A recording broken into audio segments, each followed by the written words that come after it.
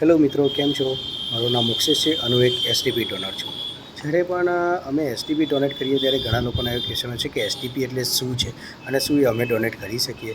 તો ચોક્કસથી તમે એસટીપી ડોનેટ કરી શકો. જેના માટે એક નોર્મલ રિક્વાયરમેન્ટ છે કે તમે હેલ્ધી હોવા જોઈએ, 18 to 60 યર્સ બિટવીન હોવા જોઈએ અને હિમોગ્લોબિન 12.5 ઉપર પ્લસ તમારા પ્લેટલેટ એક સારા હોવા જોઈએ.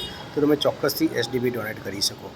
એસડીપી એટલે કોઈ પણ જેવી જરૂરિયાત કેન્સર પેશન્ટને પડી શકે છે, બોન મેરો ટ્રાન્સપ્લાન્ટ પેશન્ટને પડી શકે છે, કોઈ પણ મેજર સર્જરી હોય કે ટ્રાન્સપ્લાન્ટ હોય એમને એસડીપીની રિક્વાયરમેન્ટ પડી શકે છે. જેમને પણ કોઈ પણ કારણસર પ્લેટલેટ ડાઉન થઈ ગયા હોય ત્યારે એક એસડીપીની જરૂરિયાત પડી શકે છે. એસડીપી એટલે એ નોર્મલ બ્લડ કરતાં 6 to 8 ટાઈમ્સ પ્લેટલેટ હાયર આપી શકે. લાઈક તમે કોઈ પણ પેશન્ટને જ્યારે નોર્મલ બ્લડ આપો છો તો એના પ્લેટલેટ 4 કે 5,000 જ વધતા હોય છે. જ્યારે એને એસડીપી આપો તો 40,000 થી 50,000 સુધીના પ્લેટલેટ વધતા હોય છે. એટલે ઘણા એવા ઇમરજન્સી પેશન્ટ માટે કમ્પલસરી એસડીપી ડોનેટ કરવું પડે. દરેક જણ જે બ્લડ ડોનેટ કરતા હોય કે ના કરતા હોય એ લોકો એસડીપી ડોનેટ કરી શકે છે.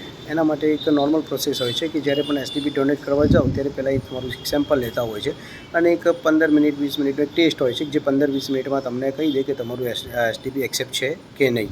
અમારું એક આખું ગ્રુપ છે કે જે આવી રીતે બ્લડની રિક્વાયરમેન્ટ, એસડીપીની રિક્વાયરમેન્ટ કમ્પ્લીટ કરે છે. કેટલી વખત અમારી પાસે તાત્કાલિક એવા રિક્વાયરમેન્ટ આવતી હોય છે કે તો આજે ને આજે જ જેમને પ્લેટલેટ ચડાવવું પડે, નહીંતર કાલે તકલીફ પડી શકે.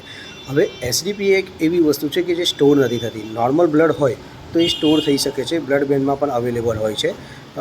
અધરવાઇઝ જીસીઆરઆઈ કે કેન્સર કે એવી કોઈ પણ સારી હોસ્પિટલ નોર્મલ બ્લડને સ્ટોર કરી શકે છે, પણ એસડીપી એ કેવું છે કે લાઈવ જ જોઈએ, કેમ કે સ્ટોર નથી થઈ શકતું. એટલે અમારે લાઈવ ડોનર જ કરવા પડે, લાઈવ ડોનરને ત્યાં મોકલવા પડે, જેના કારણે એસડીપી ડોનેટ કરી શકે અને પેશન્ટને વધારેમાં વધારે જલ્દીથી એસડીપી મળી જાય. તો એસડીપી શું છે એ આપણે સમજીએ. એસડીપી એ નોર્મલ બ્લડ કરતાં થોડુંક ડિફરન્ટ હોય છે.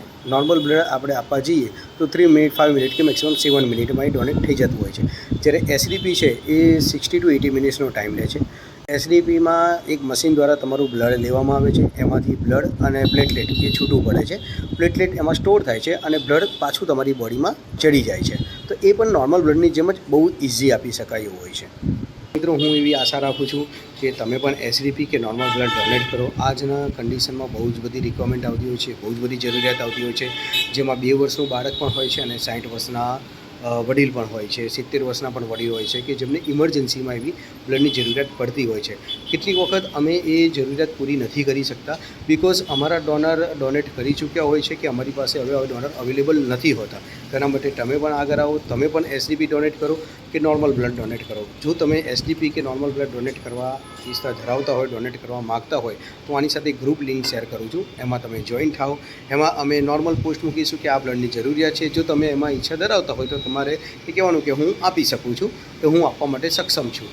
પણ આ ગ્રુપમાં આ લિંક દ્વારા ફક્ત ને ફક્ત જે ડોનેટ કરવા માગતા હોય એ જ લોકો જોઈન થાય. Thank you.